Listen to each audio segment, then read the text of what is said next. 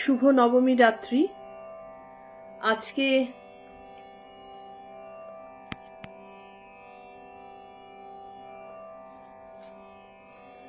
আমি অনেকদিন বাদে আজকে লাইভে আসলাম। আমাদের দীর্ঘদিনের গীতা চর্চার একটা ব্যাঘাত ঘটেছে আমার জার্নির কারণে। পুজোর গন্ধ ঠিক পুজোর আগের দিন ছেড়ে আমি চলে এসেছি আজকে বাইরে অনেকটা দূরে, যে কারণে হয়তো পুজোর ঠিক অষ্টমী, নবমী, সপ্তমী সব গুলিয়ে গেছে অনেকটাই। সময়ের একটা প্রবলেম আছে, তো সময়ের অসুবিধার জন্য, সময়ের প্রবলেমের জন্য আমরা আমাদের প্রতিদিনকার যে গীতার বা আধ্যাত্ম চর্চা, সেটাকে আমি অন্য সময় একটু কিছুদিনের জন্য চেঞ্জ করতে বাধ্য হয়েছি। কারণ আমি আছি যেখানে, আমাদের ইন্ডিয়ার সাথে ডিফারেন্স প্রায় 4.5 ঘন্টা। তো ইন্ডিয়াতে এখন বোধহয় 9:30 মতন বাজে, আমার এখানে বাজে বিকেল 5টা। দিনের বেলাটা একটু অসুবিধা হবে, কারণ বাইরে যাওয়া থাকে, কাজকর্ম থাকে, বুঝতে পারছি না অনেক কিছু, যার জন্য সময়টাকে একটু সবাইকে অ্যাডজাস্ট করে নিতে অনুরোধ করছি কিছুদিনের জন্য। এরপরে সবাইকে শারদ শুভেচ্ছা সবার আগে জানাই। খুব একটা টের পাইনি কিরকম ভাবে এবারে কলকাতার পুজো বা পশ্চিমবঙ্গের পুজো কেটে গেল, বা শেষের দিক প্রায়। সবাই নিশ্চয়ই খুব আনন্দ করেছ। বৃষ্টি হয়েছে কিনা জানি না। এখানে আমি পুজোর কোনো মানে কিছু অনুভব করতে পারিনি, কারণ আমি যেখানে আছি সেটা একদম প্রপার লন্ডন শহর থেকে অনেকটা দূরে, এবং এখানে দুর্গাপুজো ভাবটা খুব একটা অনুভব করা সহজ নয়, অনেকটা দূরে যেতে হবে, সেই সুযোগ আমার হয়নি। যার জন্য মা এবার আমার কাছে একদম অলমোস্ট অদেখাই বলা যেতে পারে। তো কিছুদিন আমি ভাবলাম যে যদিও এখনো সবাই পুজোর আনন্দে সবাই ব্যস্ত রয়েছ, সবাই পুজোর আনন্দে নিজেকে ভরিয়ে রেখেছ, ঠিক স্বাভাবিকভাবে প্রতিদিন আমি যেরকম তোমাদেরকে লাইভে পাই সেটা পাবো বলে আশা করছি না, যদিও শখ থাকে, কিন্তু তোমরা পরে এটাকে দেখে নিতে পারবে, এই আশাটুকু করি আর কি। আমি আবার শুরু করলাম এই কারণেই পুজোর মধ্যেই, কারণ বেশ কিছুদিন এই দৌড়ঝাঁপের কারণে আমার নিজেরও শুভ নবমী, মিতাদি শুভ নবমী। তো দৌড়ঝাঁপের কারণে আমার নিজেরও এই অভ্যাস থেকে আমি কিছুটা দূরে চলে গেছিলাম, এবং চলে যাওয়ার কারণে নিজের মধ্যে একটা নতুনভাবে আবার পড়তে আসার ভীতি কাজ করা শুরু করে, যে অভ্যাস যোগের কথা পড়ছি, অথচ অভ্যাস ব্যাপারটাই যদি ছেদ পড়ে যায় তাহলে সমস্যা তো হয় বটেই। আমারও একটু একটু ভয়ই লাগে, কি বুঝছি কি, মানে একটুখানি অ্যাডজাস্টমেন্টে প্রবলেম হয়ে যাওয়া যাকে বলে আর কি, আমারও সেটা হয়েছে। তার মধ্যে গোদের ওপর বিস্ফোরা, আমি যে বইটা থেকে গীতা পাঠ করি সেই বইটা আমি আনতে ভুলে গেছি, তো সেই কারণে পড়তেও একটু হয়তো অসুবিধা হতে পারে।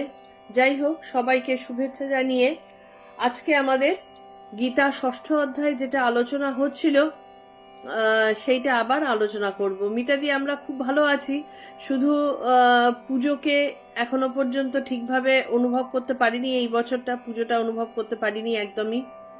একদম পঞ্চমীর দিন চলে এসেছি, তো তার আগেও দৌড়ঝাঁপ ছিল। এনিওয়ে, আমরা যেটা এবার থেকে শুরু করলাম আর কি করব, আমাদের যেহেতু গীতা 6ষ্ঠ অধ্যায় মানে 3টে ভাগে আমরা যদি গীতাকে ভাগ করি, 18টা চ্যাপ্টার, 3 6 18, 6টা 6টা করে ভাগ করলে আমাদের ভগবান এই 6টা ভাগে কি বলেছেন সেইটা কিন্তু স্পষ্ট। এটা আমি বলেছিলাম 6টা ভাগের, এই 18টা ভাগের মধ্যে গীতার যে শিক্ষা সেটা হচ্ছে তত্ত্বমসি। তৎ अहम असि। এইটা প্রথম তিন ভাগের এক ভাগে, মানে প্রথম 6টা পোর্শনে তৎ, ঈশ্বর ততের কথা বলেছেন, মানে তুমি কে, এইটা বলছেন। দ্বিতীয় অহম, আমি কে, ঈশ্বরকে, সেইটা দ্বিতীয় ভাগে জানা যাচ্ছে।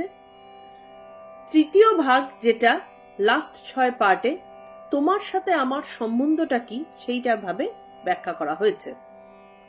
তাহলে আমাদের প্রথম যেহেতু 6টা চ্যাপ্টারের অর্ধেকটাই আমাদের শেষের দিকে, সেই কারণে আমরা এটা মানে তৎ, তুমি কে, মানে আমরা কে আর কি, এই জিনিসটা ভগবান আমাদের মধ্যে ঢোকাবার চেষ্টা করছেন। কেন চেষ্টা করছেন? কারণ ভগবান আমাদের জন্য দুঃখ পান।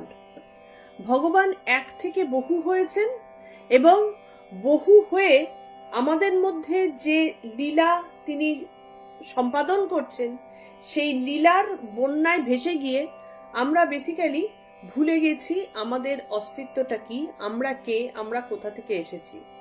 এবং সেই কারণে আমাদের মধ্যে এই যে যে দেহ ধারণ করে আমরা রয়েছি, সেই দেহীকে আমরা আর মনে করতে পারছি না, দেহটাকেই আমরা মনে করছি। সেই দেহকে মনে করার চূড়ান্ত যে খারাপ দিকটা, সেইটা হচ্ছে আমরা দুঃখের সাগরে সব সময় নিমগ্ন থাকি। আমরা কোনো সময় দুঃখ থেকে যেন বেরোতে পারি না। সেইখানটাতে ঈশ্বর বারবার করে বোঝাচ্ছেন, এই 6টা অধ্যায়ের মধ্যে তুমি কে এটা বোঝো, তুমি কে এটা বোঝো, তুমি দেহ নও এটা তুমি বোঝো, তুমি দেহী এটা তুমি বোঝো। এরপরে ধীরে ধীরে আমাদের আসবে আমি কে, মানে ঈশ্বরকে নিজে বলছেন। ঈশ্বর কোথায় রয়েছেন? আমরা তো ভাবি যে মূর্তি পুজো করছি, ঈশ্বর মূর্তিতে রয়েছেন।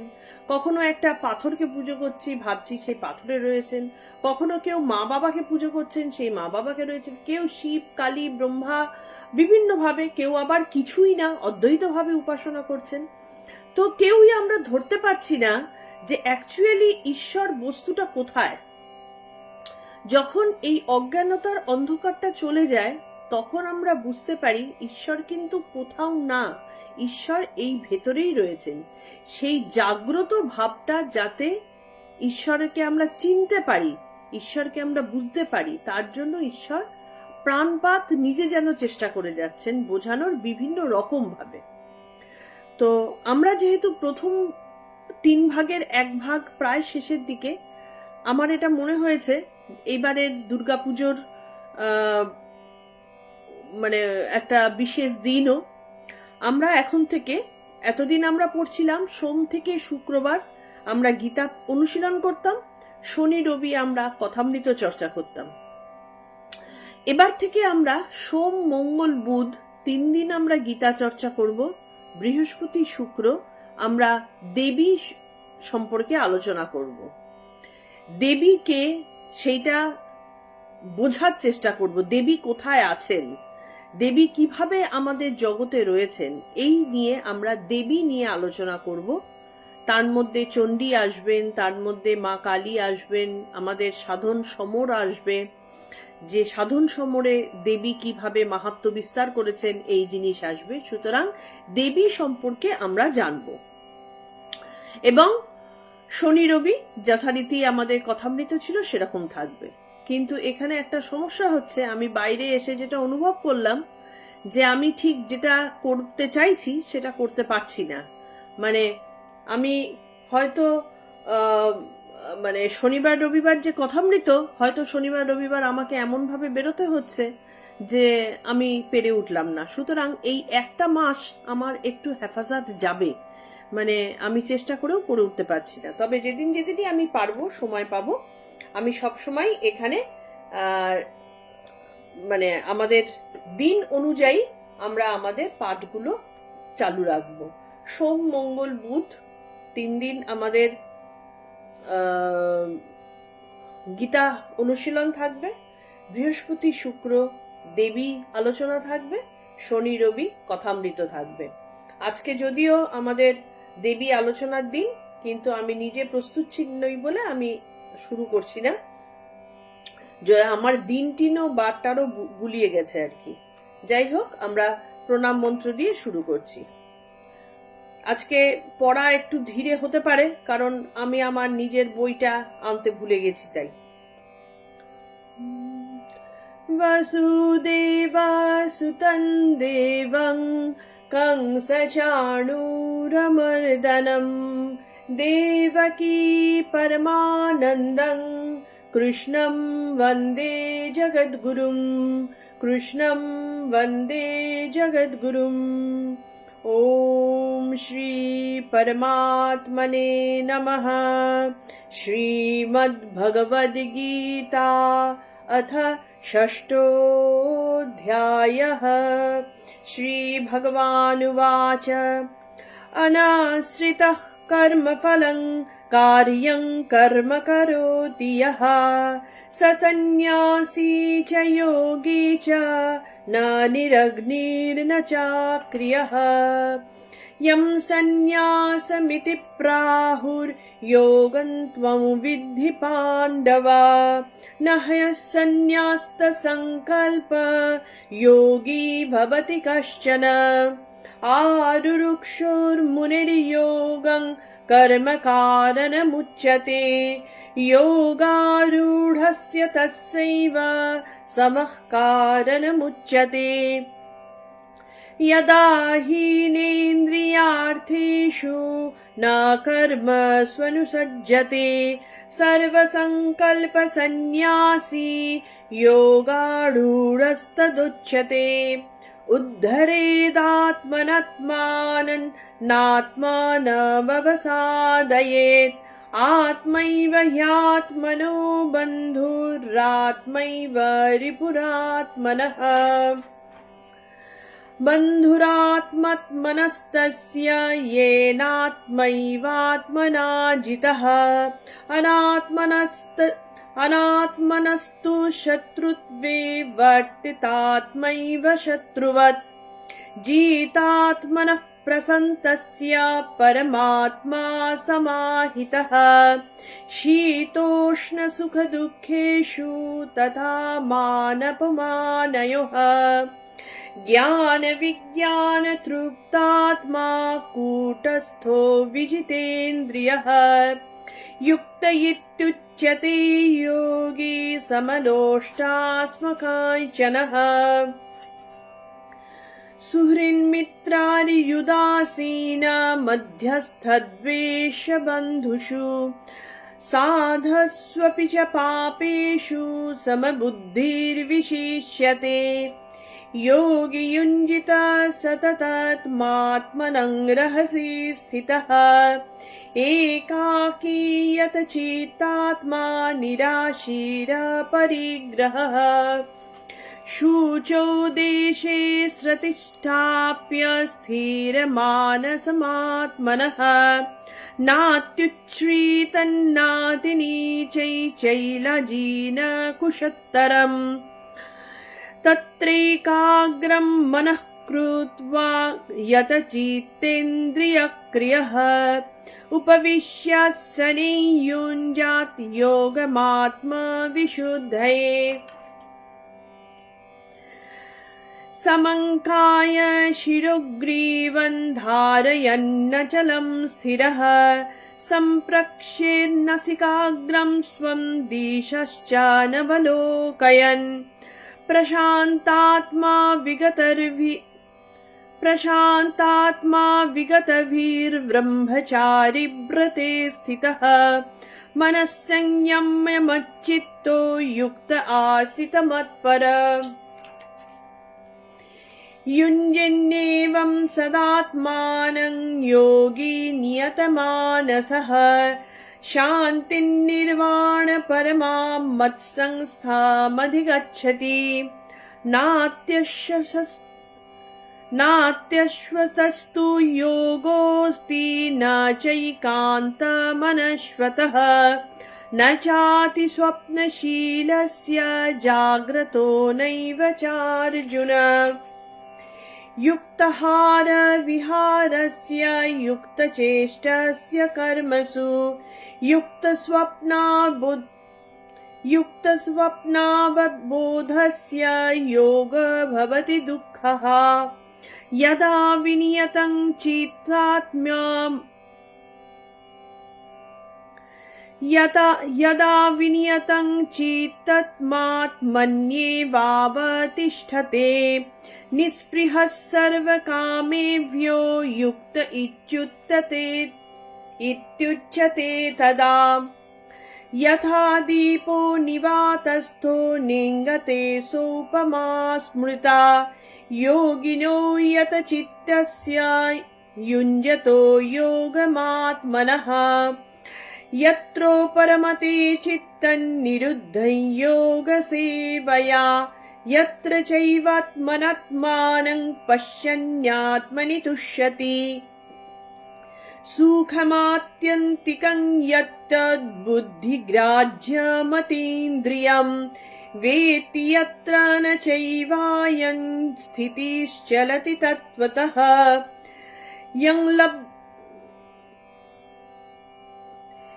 यल्लब्धां चापरं लाभं मन्यतेनाधिकं ततः यस्मिन् स्थितो न दुःखेन गुरुपाणि विचाल्यते तं विद्याद्दुःखसंयोग वियोगं योगसंयतं न निश्चयेन योक्तव्यो योगो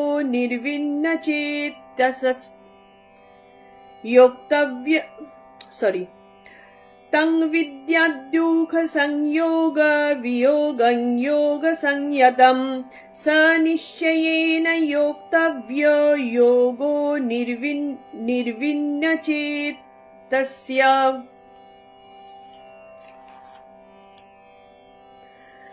संकल्प प्रभवान् कामांस्त्वा सर्वान् शेषतः मनसैवेन्द्रियग्रामं विनियम्य समन्ततः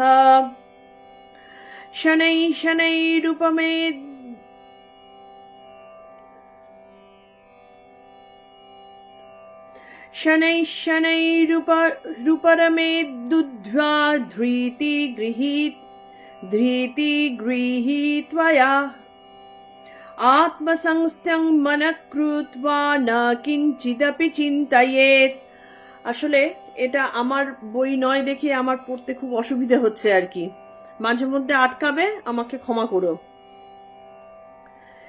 यतो यतो निश्चरति मनश्चञ्चलमस्थिरं ततस्ततो नियम्यैतद्वात्मन्येव वशं नयेत् प्रशान्तमनसं ह्येनं योगिनं सुखमुत्तमम् उपैति शान्तरजसं ब्रह्मभूतमकल्मषम् युञ्जन्नेवं सदात्मानं योगी विगतकल्मषः सुखेन ब्रह्म संस्पर्शमत्यन्तं सुखमश्नुते। सर्वभूतस्थमात्मानं सर्वभूतानि चात्मनि ईक्षते योगयुक्तात्मा सर्वत्र समदर्शनः। আমাদের এই 29 নম্বর অবধি বোধহয় পড়া হয়েছিল। 29 নম্বরে কি বলা হয়েছিল সেটা আমরা একটুখানি আগে একবার একটু আমরা ঝালিয়ে নেব। এখানে বলা হয়েছিল সর্বভূতস্থমাত্মানম সর্বভূতানি চাত্মনি ঈক্ষতে যোগযুক্তাত্মা সর্বত্র সমদর্শনঃ। যোগযুক্ত পুরুষ মানে যোগযুক্ত পুরুষ সমদর্শী হয়ে নিজেকে সর্বভূতের আত্মায় এবং সর্বভূতকে নিজের আত্মায় অভিন্ন রূপে দর্শন করেন। মানেটা কি হলো তাহলে? অ্যাকচুয়ালি বিশ্ব সংসারে যা কিছু আছে, যা কিছুর অস্তিত্ব আছে, সেটাই হচ্ছে ভূত। ভূত কোথা থেকে আসে? ব্রহ্ম যখন নিজেকে প্রকাশিত করেন, ব্রহ্ম অপ্রকাশিত যতক্ষণ থাকছেন ততক্ষণ তিনি ত্রিগুণাতীত ব্রহ্ম অবস্থায় রয়েছেন, এবং তিনি যখন মায়া শক্তি দ্বারা নিজেকে যখন প্রকাশিত করছেন, তার কিছু অস্তিত্ব, যা কিছু অস্তিত্ব আছে সেটাই ভূত। তাহলে কি বলছেন এখানে? সর্বভূতস্থম আত্মানম, মানে যিনি সমদর্শী, সবকিছুর মধ্যে যিনি নিজের আত্মাকে দেখতে পাচ্ছেন, মানে সর্বত্র তিনি ঈশ্বরের অস্তিত্বকে অনুভব করতে পাচ্ছেন। এবং শুধু তাই না, তিনি নিজেকে তার ভেতরে দেখতে পাচ্ছেন। মানে অ্যাজ ইফ যেন, আমি আমার মতন করে মনে করি যে অ্যাজ ইফ যেন ঈশ্বরের হাতের মধ্যেই আমি রয়েছি, তার বুকেই আমি রয়েছি, তার মধ্যেই আমি রয়েছি, সবার মধ্যে আমার আত্মাকে আমি দেখতে পাচ্ছি এবং সর্বত্র এক আত্মাকে দর্শন করছেন। তার মানে এটা কি হচ্ছে? অ্যাকচুয়ালি ব্যাপারটা, যেখানে অস্তিত্ব আছে সেটাই যখন ভূত, এবং অস্তিত্ব যার মধ্যে আছে তার মধ্যেই ঈশ্বর আছেন। ঈশ্বর অস্তিত্ব ছাড়া নেই, সবকিছুর মধ্যেই তার মানে ঈশ্বর রয়েছেন, যেটা আমাদের এই কি বলে,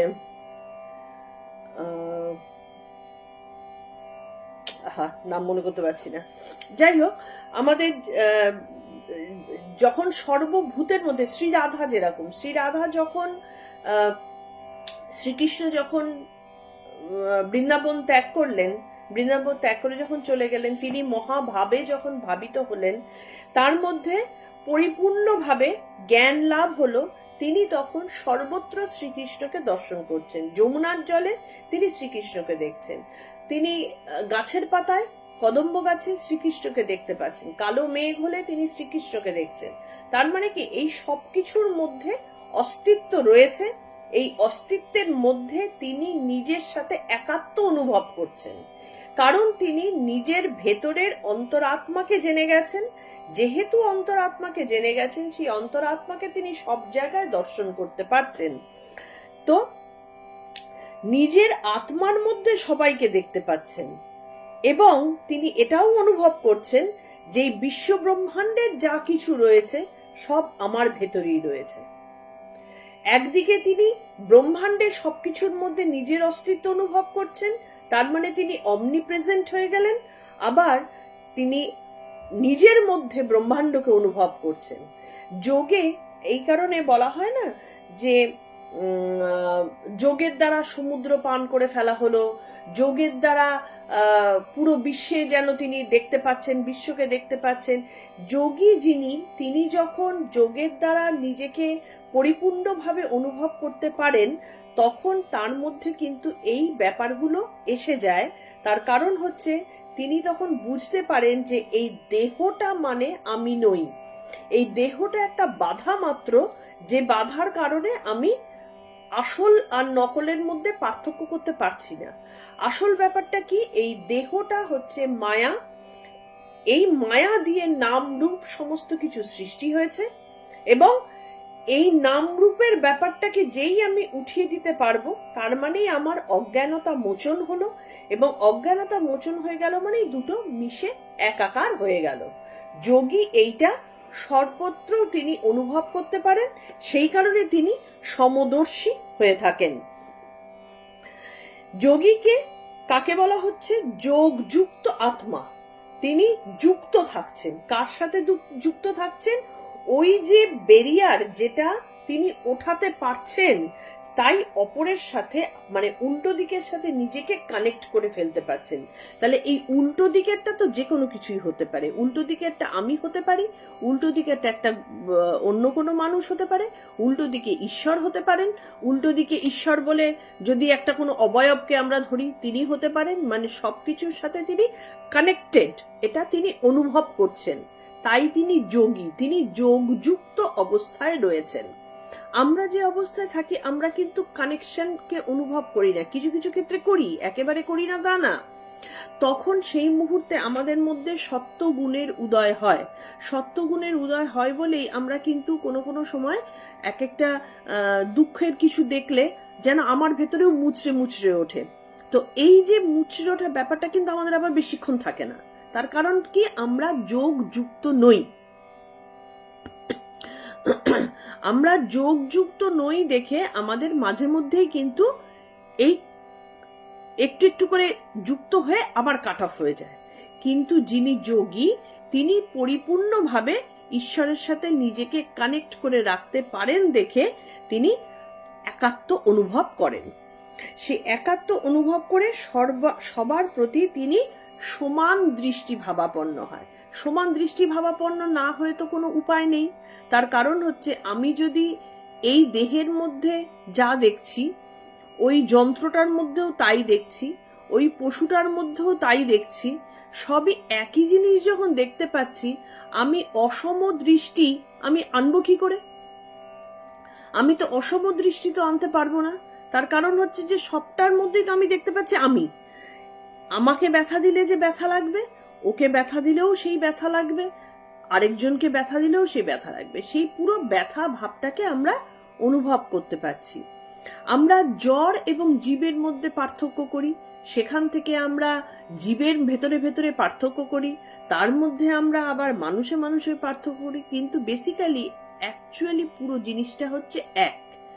সবই কিন্তু চেতনার খেলা। কোনোটাতে চেতনা প্রকটিত, কোনোটাতে চেতনা কম প্রকটিত, কোনোটাতে বেশি প্রকটিত। এই হচ্ছে ব্যাপার।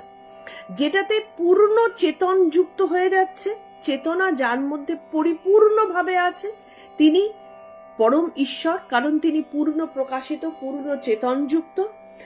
সেই চেতন ভাব যত মানুষের মনের মধ্যে জাগ্রত হবে, যত মানুষের মনের মধ্যে প্রকাশিত হবে, তার মধ্যে ঈশ্বরত্ব তত বৃদ্ধি পাবে। আর যার মধ্যে চেতন যত কম হবে, সে তত জড়বুদ্ধি সম্পন্ন হবে, বা তার ওই বাইরের যে দেহ ব্যাপারটা সেটা তত মোটা হবে।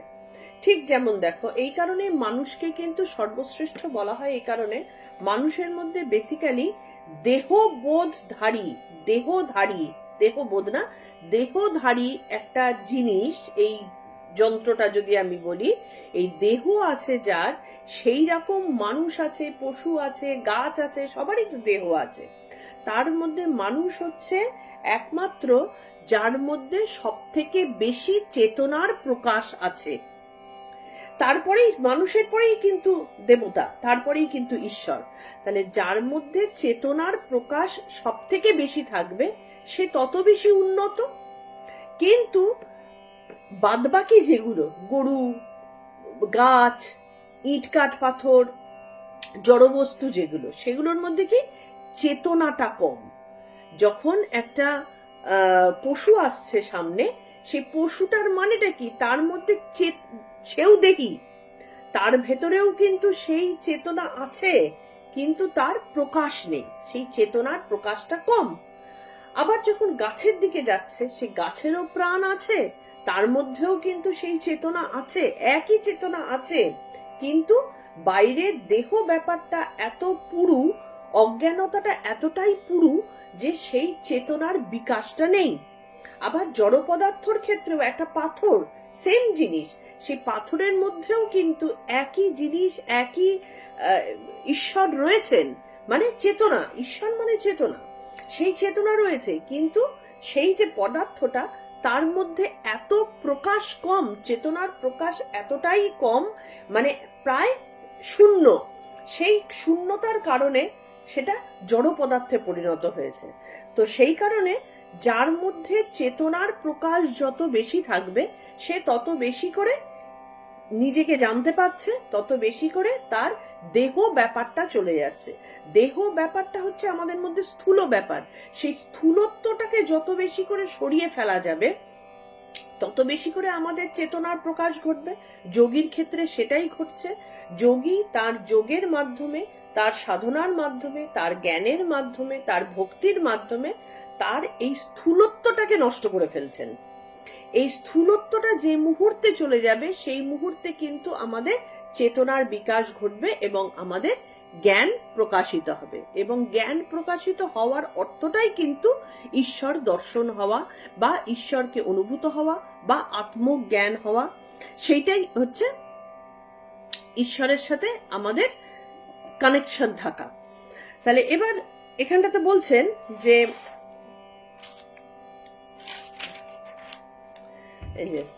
এখানে বলছেন যে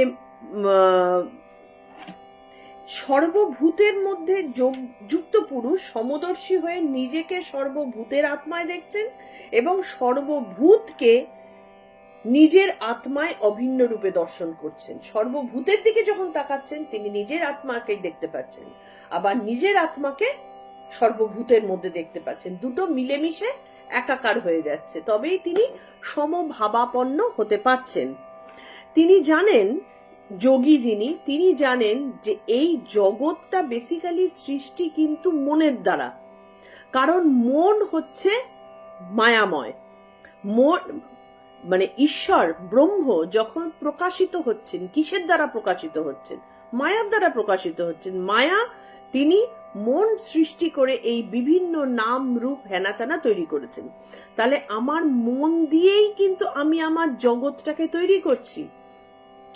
যতক্ষণ মন আছে, এই জন্য একটা কথা আজকালকার দিনে বলে না যে ওই যে কি বলে ওটাকে, ম্যানিফেস্টেশন। ম্যানিফেস্টেশন কথাটা অ্যাকচুয়ালি কি?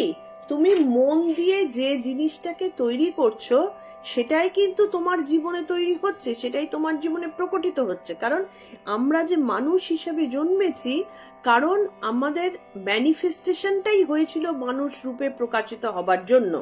আমরা আমাদের কর্ম দিয়ে, জ্ঞান দিয়ে, আচার আচরণ দিয়ে, আমাদের বিবেক দিয়ে এমনভাবে নিজেদেরকে তৈরি করেছি যে আমরা এই মানুষ রূপধারী একটা দেহ পেয়েছি। কিন্তু যে সেইভাবে মনটাকে তৈরি করতে পারেনি সে মানুষ হয়নি। তার কর্মও তাহলে সেই অনুযায়ী হয়েছে, সেই কারণে সে গরু হয়েছে, সেই কারণে সে উদ্ভিদ হয়েছে, সেই রকম ভাবে পরিপূর্ণ জগৎটা তৈরি হয়েছে। তার মানে মনের দ্বারাই আমরা জগৎ তৈরি করছি, এইটা যোগী খুব ভালোভাবে জানেন। তাহলে আমি মন নই, আমি মনের দ্বারা আমার এই একটা জগৎকে তৈরি করেছি। ঠিক যেরকম দেখবে অনেকে আছে মানে খুব ক্ষুদ্র মনা, তারা মনে মনে একটা অদ্ভুত জিনিস ভেবে নেয় যে আমাকেও খারাপ ভাবে দেখছে, আমাকেও কষ্ট দিচ্ছে, আমাকেও পাত্তা দিচ্ছে না। এইরকম দেখতে দেখতে কি হয়, তার চারধারে সত্যিকারেরই এমন একটা জিনিস তৈরি হয়ে যায়, সে অনুভব করছে দুঃখটাকে। তাহলে দুঃখটাও কিন্তু আমাদেরই সৃষ্টি। দুঃখটাকে আমি আমার মন দিয়ে তৈরি করলাম। এবার যদি বলেন যে ভগবান যখন আমাকে দেখছেন, এই যে ভগবান কথা দিচ্ছেন, বলছেন যে সর্বভূতের আত্মায় আমি রয়েছি, আমার আত্মায় তুমি রয়েছো, তার মানে আমিও তোমাকে দেখছি, তুমিও আমাকে দেখছো। তাহলে এই অবস্থায় যখন রয়েছেন, তখন ভগবান যখন আমাকে দেখছেন, তাহলে আমার দুঃখ দূর হচ্ছে না কেন? ভগবান আমার দিকে তাকিয়ে থাকেন, আমাদের লাইফে এত দুঃখ আসছে কেন? ঘটনাটা হচ্ছে, ভগবানের যেখানটাতে অস্তিত্ব আছে সেখানটাতে কখনো দুঃখের অস্তিত্ব হতে পারে না। মানে না আর হ্যাঁ একসাথে হতে পারে না। ঈশ্বর মানে আনন্দময়। তিনি যখন উপস্থিত আছেন, তাহলে তিনি উপস্থিত আছেন কিভাবে? উপস্থিত তো তিনি আছেন, তিনি যখন প্রকটিত আছেন। একটা হচ্ছে প্রকট থাকা, একটা হচ্ছে অপ্রকট থাকা। তা তিনি যখন প্রকটিত আছেন তখন সেখানে কখনো দুঃখ থাকতেই পারে না। তার মানে আমাদের প্রবলেমটা হচ্ছে কোথায়, আমাদের মধ্যে দুঃখ কেন আসছে, কেন আমরা ভাবছি যে ঈশ্বর আমাকে দেখছেন না? তার কারণ হচ্ছে ঈশ্বর তো সর্বদা তাকিয়েই আছেন, আমার দিকে তাকিয়ে আছেন, তিনি দেখছেন, তিনি নজর করছেন। কিন্তু আমি যদি চোখ বন্ধ করে থাকি, আমার দিকে কেউ তাকিয়ে আছে কিনা আমি কি টের পাবো? পাবো না। যেমন আমি যদি ঘুমিয়ে থাকি, তখন যদি কেউ আমাকে দেখতে থাকে, আমার পক্ষে কিন্তু বোঝা সম্ভব নয় যে সে আমাকে দেখছে কিনা, সে আমাকে মারতে আসছে কিনা, কি সে আমাকে আদর করছে কিনা, আমার প্রতি কি ভাবছে, এটা আমাদের পক্ষে বোঝা সম্ভব নয়। ঠিক তেমনি ঈশ্বর যখন তাকিয়ে থাকেন, তিনি তার পূর্ণ জ্ঞান দিয়ে, তার চোখ তো খোলা, ঈশ্বরের তো সমস্ত কিছু একদম ট্রান্সপারেন্ট, কিন্তু আমাদের ক্ষেত্রে তো চোখটা খোলা নয়, আমাদের ক্ষেত্রে তো দেহ সুলভ আমাদের একটা অজ্ঞানতা রয়েছে। সেই অজ্ঞানতার কারণে যেহেতু আমাদের চোখ বন্ধ, তিনি যে আমাদের দেখছেন সেটা আমরা ধরতে পারছি না। সেই ধরতে পারছি না দেখেই কিন্তু আমাদের যত দুঃখের সূত্রপাত আমরা নিজের ভেতরেই তৈরি করছি, এবং ঘাত প্রতিঘাত সমস্ত কিছু হচ্ছে। তাহলে ঘাত প্রতিঘাতটা অ্যাকচুয়ালি কার হচ্ছে? এই দেহটার হচ্ছে। এই বোধটা আমরা আনতে পারছি না, কারণ আমরা দেহের সাথে নিজেকে মিলিয়ে ফেলেছি। অ্যাকচুয়ালি কষ্টটা হচ্ছে দেহটার, দেহির কোনো কষ্ট কিন্তু হচ্ছে না। যখন আমাদের ব্যথা লাগে তখন সেই ব্যথাটাই দেহটার লাগে, যখন আমাদের কারো কিছুর সাথে আঘাত লাগে এই দেহটার লাগে, এই দেহের ভেতরে যে আমাদের আরেকটা মন আছে সেটাও মানে একটা অজ্ঞানতাই সেইটার লাগে। কিন্তু অ্যাকচুয়ালি এই দেহের ভেতরে মনের ভেতরে যে যিনি রয়েছেন দেহি, তার কিন্তু কিছু লাগছে না, সে কিন্তু অনুভবই করতে পারছে না যে তার বাইরে এটা হচ্ছে। কিন্তু এই কষ্টটা অনুভবটা আমরা করছি কারণ আমরা দেহি আর দেহকে এক করে ফেলেছি। তাই ভাবছি যে আমাকে ঈশ্বর দেখছেন না, আমার দুঃখ হচ্ছে, আমার যন্ত্রণা হচ্ছে, আমার কষ্ট হচ্ছে। সেই কারণে এখানটাতে যিনি যোগযুক্ত আত্মা, তিনি এই দেহ ব্যাপারটাকে যেহেতু উড়িয়ে ফেলে দিয়েছেন, তিনি কোনো সময় দুঃখের সম্মুখীন হন না। তার মানে কি এই যে জগতের দুঃখ দেখলে তার মন কাঁদে না? তার কাঁদে। তিনি বোঝেন যে এই লোকটা নিজেকে চিনতে পারছে না বলে এখনো পর্যন্ত এই কষ্টটাকে সে অনুভব করছে। যোগী হয়ে গেলে অনেক সময় মনে হয় যে কিছুটা কঠিন, তিনি আমাদের মধ্যে আমাদের কষ্ট দুঃখ বোধ করতে পারছেন না, কথাটা কিন্তু তা না। তিনি যথেষ্ট বোধ করতে পারছেন, বরং আমাদের থেকে অনেক বেশি বোধ করছেন। কিন্তু তিনি ব্যাপারটাকে নিজের মধ্যে ভেতরে ঢুকতে দিচ্ছেন না। এইটা হচ্ছে পার্থক্য। তিনি নিজের ভেতরে ঢুকতে দিচ্ছেন না, কারণ তিনি জানেন যে এই কষ্টটা হচ্ছে দেহটার, এই কষ্টটা দেহির হচ্ছে না। তারা দুঃখ পান, দেহি কেন এইটা বুঝতে পারছে না। ভগবানও কষ্ট পান আমাদের জন্য যে কেন মানুষ বা কেন প্রাণী এই প্রপঞ্চের মধ্যে ঘুরে একেবারে পুরো কাদা মাখামাখি হয়ে যাচ্ছে, কষ্ট পাচ্ছে। কাটা খেলে যেরকম ভাবে ঝরঝর করে রক্ত বেরোয় সেইভাবে রক্তাক্ত হচ্ছে, কিন্তু কোনোভাবে সে বুঝতে পারছে না যে তুমি দেহ নও, দেহ থেকে তুমি আলাদা। তাহলে যখন এই ক্রিয়ার দ্বারা, ধ্যানের দ্বারা, প্রার্থনার দ্বারা, কি বলে ভক্তির দ্বারা, বিভিন্ন রকম উপায়ে যখন আমাদের ভেতর এই পরিশোধিত হতে থাকে, মানে তুমি দেখবে ডিস্টিলড ওয়াটার বলে না, যখন অপরিশোধিত ওয়াটার থাকে ব্যাপারটা ঘন হয়, অনেক মোটা ঘন, কিন্তু যত পরিশোধন করা হয় জিনিসটা পাতলা হয়ে যায়। ঠিক তেমনি যত আমাদের অন্তর পরিশোধিত হতে থাকে, তত পরিশোধিত হতে হতে আমাদের ভেতর বিবেক, দৃষ্টি সবকিছু স্বচ্ছ হয়ে যায়। এই স্বচ্ছ অবস্থাতে তখন আমরা সমদৃষ্টি সম্পন্ন হতে পারি এবং তখন আমাদের চোখ খুলে যায় এবং আমরা দেখতে পাই যে ঈশ্বরও আমাকে যেমন দেখছেন, আমিও তেমনি ঈশ্বরকে দেখছি। যার জন্যে কখনোই ঈশ্বর আমার থেকে আলাদা হচ্ছেন না। আমরা কিন্তু ঈশ্বরের গায়ে লেপ্টে আছি, এই মুহূর্তে ঈশ্বরও আমার সাথে লেপ্টে আছেন, কিন্তু আমাদের দৃষ্টিটা যেহেতু অস্বচ্ছ দৃষ্টি, আমাদের মধ্যে ওই ডিস্টিলড ব্যাপারটা হয়নি, সেই কারণে আমাদের মধ্যে সেই বোধটা আসছে না। ঠিক যেরকম বরফ যখন একটা জল যখন বরফ অবস্থায় থাকে, একটা পাথরের চাইয়ের মতো দেখতে হয়। তাহলে কেউ যদি সেটাকে দেখে মনে করে যে এটা পাথর, তাহলে কি সেটা ঠিক হলো? ঠিক না, কিছুটা ঠিক, এটা একটা পাথর, কিন্তু পাথর না, পাথরের মতো। অ্যাকচুয়ালি সেটা জল, তাকে গলিয়ে দাও সূর্যের আলোতে, সেই জলে পরিণত হয়ে যাবে। ঠিক তেমনি আমাদের ভেতরেও সেই পরমাত্মাই রয়েছেন, সেইভাবে দৃষ্টি দিয়েই রয়েছেন, আমরাও তার সাথে মিশেই রয়েছি। বায়ুতেও আমরা কিন্তু সেই পুরোটাই আমরা মিশে রয়েছি। কিন্তু এই যে এই একটা ঘটে আমাদের মধ্যে বন্ধন সৃষ্টি করে ফেলেছে, আমাদের মধ্যে বিভেদ সৃষ্টি করে ফেলেছে, আমাদের মধ্যে লাঠালাঠি সৃষ্টি করছে, এবং এইগুলোর কারণেই কিন্তু আমাদের যত দুঃখের সূত্রপাত হচ্ছে। তাহলে যিনি যোগী, খেয়াল করে দেখো একটা জিনিস, যোগীর সাথে আমাদের কি রকম পার্থক্য। যোগী জানেন যে এই জগৎ মনের সৃষ্টি। যেমন আজকে ফট করে একটা অন্ধকারে যদি আমাদের ভারতীয় এই শাস্ত্রের মধ্যে রজ্জুতে সর্পভ্রম, রজ্জুতে সর্পভ্রম এই কথাটা বারবার করে বলা হয়। মানেটা কি?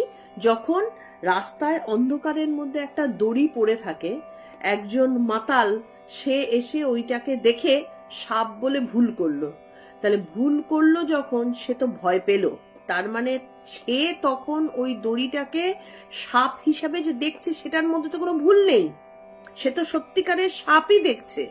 কিন্তু যখন তার মধ্যে কেউ এসে একটা আলো ফেললো, টর্চের আলো ফেললো, তাকে নাড়া দিয়ে বলল এই দেখ, চোখ খুলে তাকা, তোর মাতলামি ছাড়, চোখ খুলে তাকা, তাকিয়ে দেখ এটা দড়ি, তখন তার জ্ঞান ফিরল, আরে এটা তো দড়ি। ঠিক তেমনি আমাদের জগৎটাও কিন্তু ঠিক এইরকম মায়া দ্বারা তৈরি একটা ইলিউশন। যখন আমরা যতক্ষণ অজ্ঞানতার মধ্যে রয়েছি ততক্ষণই মায়াটা কিন্তু সত্যি। ঠিক যেরকম ওই রজ্জুতে সর্পভ্রমের সময় রজ্জুটাকে দেখে যখন তার সাপ মনে হয়েছিল, যতবারই দেখাও না কেন সে সাপের ভয়টাই পাবে, সাপ থেকে সে সরে সরে আসবে, কারণ সে জানছে ওটা সাপ, তার জানার মধ্যে কোনো ভুল নেই। কিন্তু ভুলটা কোথায়? তার মধ্যে আলোটা পড়েনি, তার অজানা যেটা, তার জানাটার মধ্যে, ভুল জানাটার মধ্যে আলোটা পড়েনি। যেই আলোটা পড়লো অমনি সে জানতে পারলো না এটা তো দড়ি, তার ভয়টা চলে গেল। ঠিক তেমনি আমাদের মধ্যেও যখন অজ্ঞানতা পরিপূর্ণভাবে থাকে তখন এই মায়াময় জগৎটাকে আমরা বাস্তব বলে ভুল করি এবং তার থেকে কষ্ট পাই, তার থেকে দুঃখ পাই, তার থেকে যত রকম অশান্তি আমাদের জীবনে ঘটতে থাকে। কম্পিটিশন চলছে, লাঠালাঠি চলছে, ধর্মান্তকরণ চলছে, মারামারি চলছে, ধর্মে ধর্মে এতগুলো কাণ্ড চলছে। কিন্তু বেসিক্যালি যখন অজ্ঞানতার দূর হয়ে যাবে, যখন স্বাভাবিক অবস্থায় আসবে, তখন আমরা ধরতে পেরে যাব যে আরে ওর আর আমার মধ্যে তো কোনো পার্থক্য নেই, কোন ধর্মাধর্ম নিয়ে সবাই লাফালাফি করছে। এই মুহূর্তে আমাদের যারা সেকুলার সেকুলার করে লাফালাফি করে, অ্যাকচুয়ালি সেকুলার মানেটা তারা জানে না, সেকুলারিজমের মানে জানে না বলে আজকে তারা সেকুলার সেকুলার করে লাফালাফি করছে। সেকুলারিজম হলে তো সেটা অনেক বড় ব্যাপার হয়ে গেল, তখন তার মধ্যে তো কোনো ভেদাভেদ থাকবে না, তার মধ্যে কোনো হিংসে থাকবে না, রাগ দেশ থাকবে না, তখন সে সমভাবাপন্ন হবে। সমভাবাপন্ন হওয়ার একটা বিশাল মানে আছে। শুধু আমি সমভাবাপন্ন হলাম বলে আমি আমার যে নিজস্ব ধর্ম সমস্ত কিছু ছেড়ে ছুড়ে দিয়ে আমি হঠাৎ করে একটা অস্বাভাবিক আচরণ করা শুরু করলাম, হ্যাঁ, সেটাকে সেকুলারিজম বলে না। সেকুলারিজম মানে অনেক গভীর, সেইটা মানে বোঝার মতন ধৃষ্টতা আমাদের নেই। ঠাকুর শ্রী রামকৃষ্ণ একবার দেখা গেছে যে তিনি বিশ্রাম করছেন, হঠাৎ করে উঠে তিনি দেখছেন যে এক ঘর ভক্ত, তিনি সবাইকে প্রণাম করে যাচ্ছেন, সবাইকে মাথা টেকে টেকে প্রণাম করছেন। কেন? তারা তো আপত্তি জানাচ্ছে যে ভক্তকে তিনি প্রণাম করছেন কেন। ঠাকুর কি বলছেন? আমি তোমাদের মধ্যে এক নারায়ণকে দেখছি। তার মানে কি? সমভাবাপন্ন, তিনি সমদৃষ্টিতে দেখছেন, একই নারায়ণকে সর্বত্র তিনি দেখতে পাচ্ছেন এবং সেই নারায়ণকে তিনি নিজের মধ্যেও দেখতে পাচ্ছেন। তার কাছে তখন এই ঘটের বেরিয়ারটা আর বেরিয়ার থাকছে না, তিনি নারায়ণকেই দেখছেন।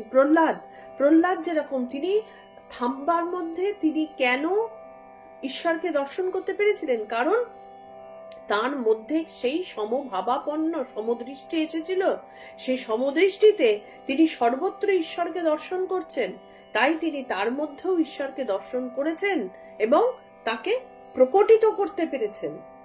ঈশ্বর প্রকটিত হন, চেতনা প্রকটিত হয়, তাহলে যার মধ্যে যত বেশি চেতনা প্রকটিত হবে তত বেশি ঈশ্বরত্ব তার মধ্যে বেশি। তাহলে ঈশ্বর মানে চেতনা।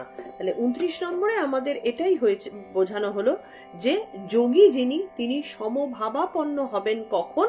যখন তার মধ্যে আর কোনো দেহস্থ বেরিয়ারটা থাকবে না, দেহসুলভ কোনো, যা গাছ তাই গরু, তাই বিভিন্ন প্রাণী, তাই তার ভেতরের অন্তরাত্মা। তিনি দেখতে পাবেন যে সর্বভূতে নাম রূপ নিয়ে খেলা করছে মায়া, শুধুমাত্র মায়ার কারণে এই এতগুলো ভাবে বিভিন্ন রকম ভাবে প্রকাশ হয়ে রয়েছে, এবং বিভিন্ন প্রকাশে কোনোটাতে চেতনা কম, কোনোটাতে চেতনা বেশি। যেটাতে চেতনা কম সেটা জড়ের দিকে যাচ্ছে, যেটা চেতনা বেশি সেটা মনুষ্যত্ব, মনুষ্যত্ব থেকে দেবত্ব, দেবত্ব থেকে ঈশ্বরত্ব, এইভাবেই ক্রমবিকাশ ঘটে যাচ্ছে। আমাদের এই যে আমাদের অবতারদের কথা বলা রয়েছে, খেয়াল করে দেখো, মৎস্য, কুর্ম, বরাহ, এটার মানেটা কি? এগুলোর কিন্তু ভেতরে অনেক গভীর মানে আছে।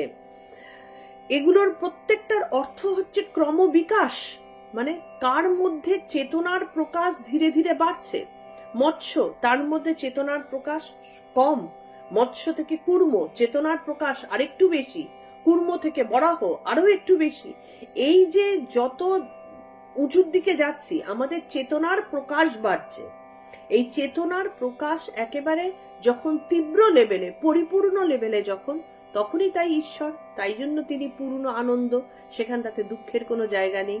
কারণ যখন দেহ থাকবে, দেহ থাকলেই দুঃখ থাকবে, দেহ বোধ থাকবে তাই দুঃখ থাকবে। যখন চেতনার পূর্ণ প্রকাশ হয়ে যাচ্ছে তখন আর কোথাও সেখানটাতে দুঃখ ব্যাপারটা নেই, কারণ দেহ বোধ নেই। হয়তো কারোর চোখে আছে, আমার চোখে যেমন এই যে যোগীরাজ শ্যামাচরণ লাহিড়ী, তার ছবি তোলা যেত না, লোকে দেখতে পাচ্ছে লোকটা উপস্থিত কিন্তু তার ছবি তোলা যাচ্ছে না। তিনি নিজে যখন তার পারমিশন নেওয়া হলো, তিনি তখন বললেন যে ঠিক আছে, আমি তোমাদেরকে দেহ বোধ এনে আমি ছবি তুলছি। তাহলে তিনি জীবিত অবস্থায় বিদেহী হলেন কি করে? তার কারণ তিনি পূর্ণ যোগের সেই অবস্থায় পৌঁছে গিয়েছিলেন, তিনি সেই অবস্থায় ভগবান, এই কারণেই তাকে বলা হতো, তিনি সেই অবস্থায় পৌঁছেছিলেন যে তাকে ক্যামেরা দিয়ে ছবি তোলা যেত না। ততদিন ছবি তোলা যায়নি যতদিন না তিনি নিজে নাও ছবি তোলো, আমি দেহকে আনছি বলে তিনি দেহ বোধ এনে তবে তিনি ছবি তোলার অবস্থায় এসেছিলেন। তার আগে অবধি তাকে ছবি তোলা যেত না। এই যে আজকে আমরা যোগীরাজের যে ছবি দেখতে পাই, সেটা কিন্তু তার দেহবোধ আনার পরে। তাহলে যোগী যিনি, তিনি দেহবোধ বিহীন হন, সেই কারণে আমরা দেখতে পাচ্ছি একটা দেহ রয়েছে, কিন্তু বেসিক্যালি তিনি দেহহীন অবস্থায় বিচরণ করতে পারেন। তাহলে এখানটাতে 29 নম্বরে সেটাই বলছে যে বর্তমান যুগে এই সাম্য দৃষ্টি, যে দৃষ্টিতে বোঝানো হয়, এটাই হচ্ছে সেকুলারিজম। এটার মানেটা ভীষণ ভীষণ গভীর। আমরা কি মনে করি, যারা হিন্দু, অনেকেই আছে আমাদের হিন্দুত্বের কিছু বিশেষ জিনিসগুলো ত্যাগ করে অন্য ধর্মের জিনিসকে বিশেষত্ব দান করা, এটাকেই তারা মনে করছে যে আমরা সেকুলারিজম। সেকুলারিজম মানে এটা নয়। সেকুলারিজম মানে হিন্দুত্বের একেবারে একটা বিশাল গভীর জিনিস, যেটা আজকের যুগে সত্যিকারেরই বিশেষভাবে প্রয়োজন, কিন্তু তার আগে সেটাকে জানতে তো হবে। না জেনে তো আমি সেকুলার কথাটা বলা সম্ভব নয়, মানে উচিত নয়। বলতে তো কেউ আটকাচ্ছে না, মানুষের মুখে কোনো কথা বসাতে তো আর ট্যাক্স লাগে না, সুতরাং যে যা খুশি তাই বলতেই পারে। কিন্তু বেসিক্যালি সেকুলারিজম কথাটার মানেটা এইটাই, সাম্য অবস্থা, সাম্য দৃষ্টি, সমভাবাপন্ন, আমার সাথে আরেকজনের কোনো পার্থক্য নেই। এই পার্থক্যটা শুধুমাত্র ধনী দরিদ্র, কি বলে, শিক্ষা, স্কুল শিক্ষা বা সেই ডিগ্রি, এই সমস্ত নিয়ে নয়, কিন্তু টাকা পয়সা নিয়ে নয়, কিন্তু সমদৃষ্টি সম্পন্ন মানে আমার সাথে আরেকজন দেহের কোনো ভেদ নেই। ভেদটা কোথায়? দেহের ভেদ। সেই দেহটা আমরা অস্বীকার করতে পারি কিসের মাধ্যমে? যখন আমাদের চেতনার বিকাশ হবে। যেই চেতনার বিকাশ হলো, দেহ অস্বীকার করার মতন ক্ষমতা জন্মালো, তখন আমি বলতে পারি যে ও আর আমি সমান, তার আগে নয়। তাহলে এটা ছিল আমাদের 29 নম্বর। 30 নম্বরে আমরা যাব। এখানে আমার একটু জোরে কথা বলতেও অসুবিধা হচ্ছে, তার কারণ হচ্ছে পাশেই একটি বাড়ি, এখানে আমার আওয়াজটা বড্ড বেশি যায়। আমি খুব আস্তে আস্তে মিনমিন করে বলছি, তা সত্ত্বেও মানে আওয়াজটা বোধহয় ইকো হয়, সবাই বুঝতে পারে না, তখন তারা ইরিটেটেড হয়। সেই কারণে আমাকে খুব সময় বেছে মানে আওয়াজ কন্ট্রোল করে করে কথা বলতে হচ্ছে আর কি। যাই হোক, 30 নম্বর, ইয়ো মাং পশ্যতি यो मां पश्यति सर्वत्र सर्वं च मयि पश्यति तस्याहन्यप्रणश्यामि स च मे न प्रणश्यति। यो मां पश्यति सर्वत्र सर्वं च मयि पश्यति तस्याहन्यप्रणश्यामि स च मे न प्रणश्यति। ইয়া মানে যিনি, আমি সংস্কৃতটা আগে বলি, যিনি, মাং মানে আমাকে, এখানে আমাকে বলতে পরমেশ্বরকে, যেহেতু শ্রীকৃষ্ণ এখানটাতে শ্রী ভগবান তিনি উচ্চারণ করছেন, আমাকে মানে পরমেশ্বরকে সর্বত্র দেখেন, সর্বত্র পশ্যতি মানে দেখেন, ময়ি চ এবং আমাতে, সর্বং সমস্ত পদার্থ, জগৎ প্রপঞ্চ এই সমস্ত পদার্থকে দেখেন, अहम तस्य আমি তার, না প্রণশ্যামি আমি তার কাছে অদৃশ্য হই না। যিনি আমাকে সবকিছুর মধ্যে দেখেন, আমি তার কাছ থেকে কখনো অদৃশ্য হই না। এখন টাইম হচ্ছে 5:53, এখন 5:53 বাজে। আমি এই 30 নম্বর শ্লোকটা খুব সামান্যই বলতে পারবো। আগামী দিন আমি নোটিশ দিয়ে দেব আবার যে আমি কবে কোন সময় কি বলতে পারবো। এই একটা মাস একটু কষ্ট সবাইকেই করতে হবে, রাদার আমাকে ভীষণ কষ্ট করতে হবে আর কি।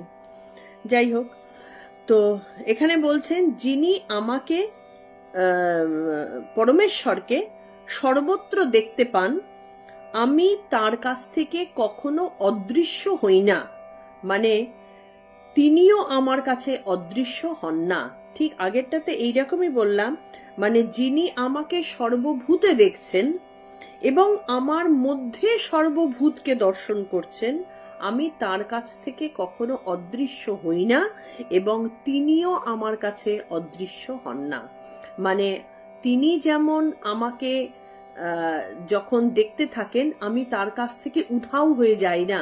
মানে এখানটাতে ভক্তিবাদ এবং জ্ঞানবাদকে কিন্তু এক করা হয়েছে।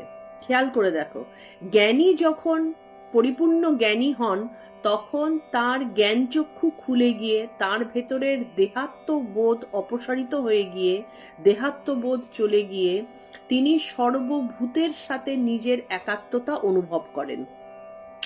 আর এখানটাতেই ভক্তির কথা বলা হচ্ছে, খেয়াল করে দেখো। তার মানে কি, জ্ঞান এবং ভক্তির মধ্যে কোনো বিরোধ নেই। এটাই কিন্তু শঙ্করাচার্যকেও বুঝতে একটু সময় লেগেছিল যে জ্ঞান এবং ভক্তির মধ্যে কোনো বিরোধ নেই। ঠাকুর এটাই প্রমাণ করেছেন, জ্ঞান এবং ভক্তির মধ্যে কোনো বিরোধ নেই। যিনি জ্ঞানী তিনি ভক্তিমান এইভাবেই হতে পারেন, এখানটাতে পরিষ্কার বলছেন সেটা। তাহলে যখন ঈশ্বরকে আমি সর্বভূতে দর্শন করছি এবং সর্বভূতের মধ্যে ঈশ্বরকে দর্শন করছি, তখন ঈশ্বর কি বলছেন, যে আমি তার কাছ থেকে অদৃশ্য হয়ে যাই না। মানে তিনি চোখ খুলে তাকালেই যেখানে তাকাবেন তিনি আমাকে দেখতে পাবেন, আমি অদৃশ্য হয়ে যাব না। এমন হতে পারে না যে আমি এখন এখানে দেখতে পেলাম ঈশ্বরকে, তারপরে ওদিকে তাকালাম দেখতে পেলাম না, বা আজ দেখতে পেলাম কাল দেখতে পেলাম না, তা হয় না। আমি সর্বদা তার সাথে সাথে থাকি এবং আমার কাছেও তিনি অদৃশ্য হন না, আমার চোখে চোখেও তিনি সর্বদা থাকেন। ভক্তের থেকে ভগবানকে কখনো আলাদা করা যায় না, এটাই কিন্তু এখানটাতে বলা হলো। ভগবান যেরকম ভক্তের কাছে সর্বদা উপস্থিত থাকেন, ভক্তও তেমনি ভগবানের চোখের সামনে সর্বদা নজরের মধ্যে থাকেন। তাহলে জ্ঞান এবং ভক্তি, এটা তো জ্ঞানের কথা।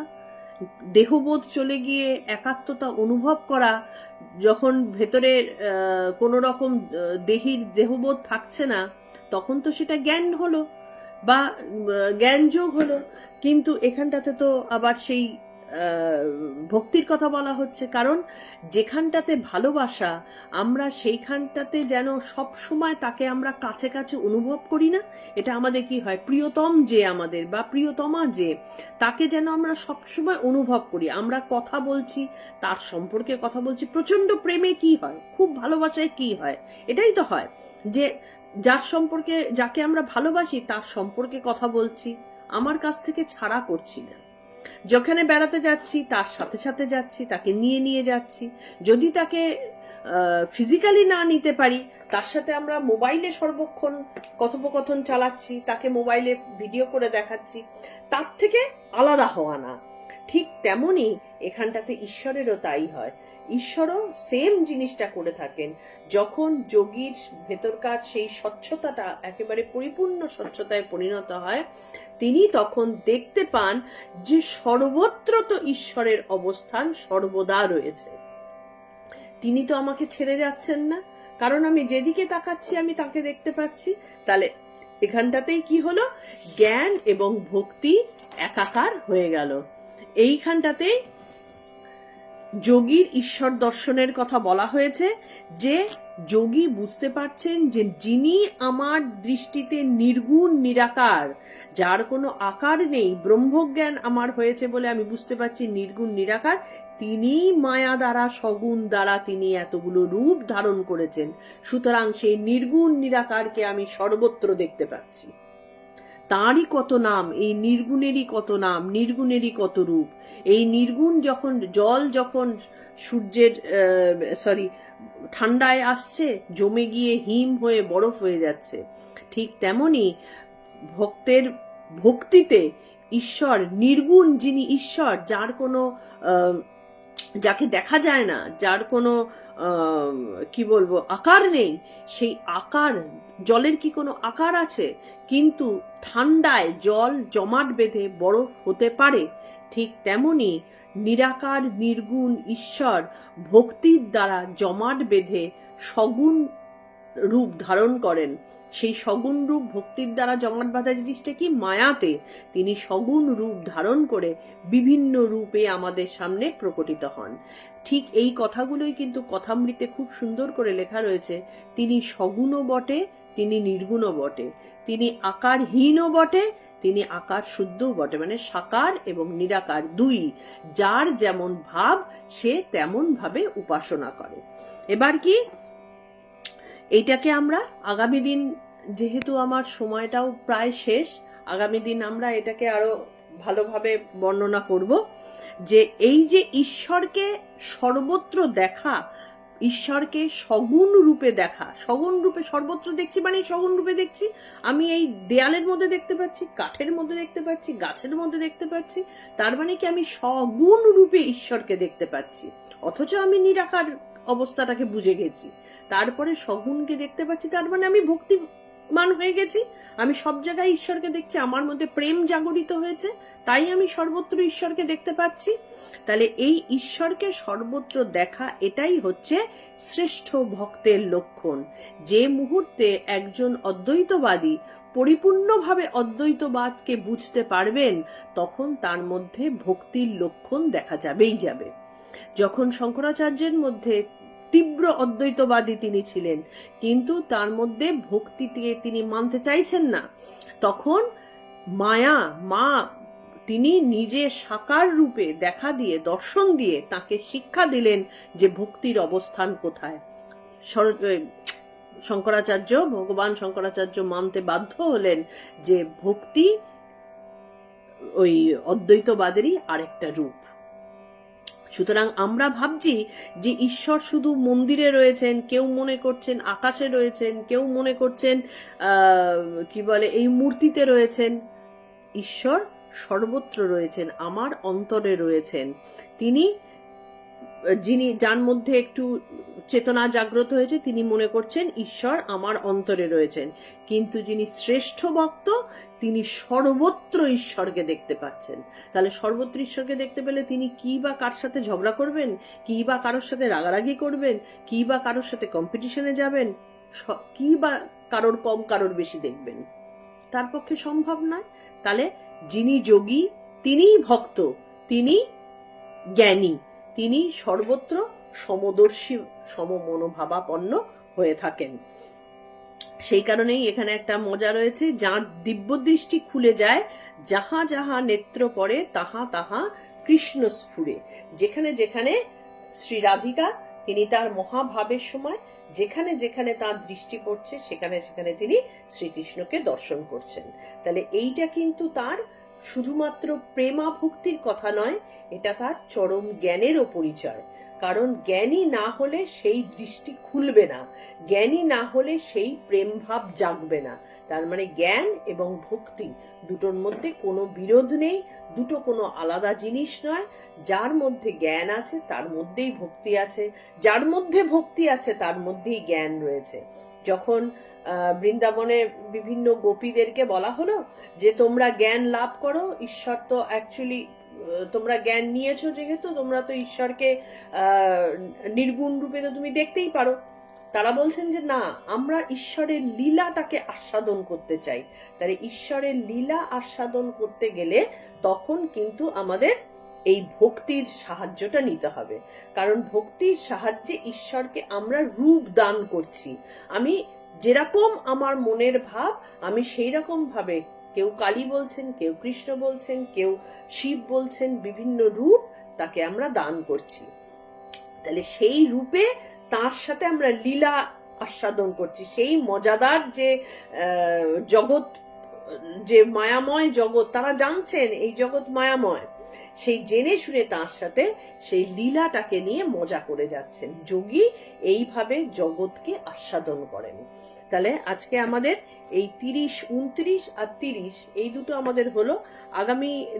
আগামী দিন কবে আমি বলতে পারছি না, কিন্তু আগামী দিন এই 30 নম্বরটাকে নিয়ে আমরা আলোচনা করব, এবং আগামী দিন থেকেই আমরা ডেট অনুযায়ী আমরা সোম মঙ্গল বুধ গীতা, বৃহস্পতি শুক্র দেবী এবং দেবী মাহাত্ম্য, এবং শনি রবি কথামৃত আমরা পড়ব। কবে পড়তে পারবো কি আমি এখানে আমার সব গুলিয়ে গেছে, কোনো কিছুই ঠিকঠাক করতে পারছি না। যেদিন যখন সময় পাবো, তোমরা এই একটা মাস একটু কষ্ট করো, মানে আমাকে ক্ষমা করো। আমিও নিজের প্রতি বড় তিতিবিরক্ত হয়ে যাচ্ছি এই কারণে যে আমি রেগুলারিটিতে আসতে পারছি না। এইভাবেই আমাদের চলবে, তবে আমাদের বন্ধ থাকবে না, কারণ আমরা যখন যেটুকু সম্ভব চালিয়ে তো যাবই। আজকে এখানেই শেষ করছি, প্রণাম মন্ত্র দিয়ে শেষ করব। সবাইকে আবার শুভ নবমীর শুভেচ্ছা জানাই। পুজো সবাই খুব ভালোভাবে কাটাচ্ছ, নিশ্চয়ই কাটাচ্ছ, এবং মায়ের কাছে প্রার্থনা করি আমার জন্য, তোমরা প্রার্থনা করো যাতে মায়ের আশীর্বাদে আমরা সবাই এই আধ্যাত্মিক বিষয়গুলোতে আমরা নিজেদেরকে ইনভলভ রাখতে পারি। প্রণাম মন্ত্র দিয়ে শেষ করছি। ওম তৎসদিতি শ্রীমদ্ভগবদ্গীতাসু উপনিষৎসু ব্রহ্মবিদ্যায়াং योगशास्त्रे श्रीकृष्णार्जुन संवादे आत्मसंयम योग नाम षष्ठोऽध्यायः। ओम श्रीकृष्णार्पणमस्तु, ओम श्रीकृष्णार्पणमस्तु, ओम श्रीकृष्णार्पणमस्तु। ভালো থেকো সবাই, পুজোয় আনন্দ করো। যদি বিজয়া দশমীর শুভেচ্ছা পরে না জানাতে পারি, আগাম শুভেচ্ছা সবাইকে জানিয়ে রাখলাম।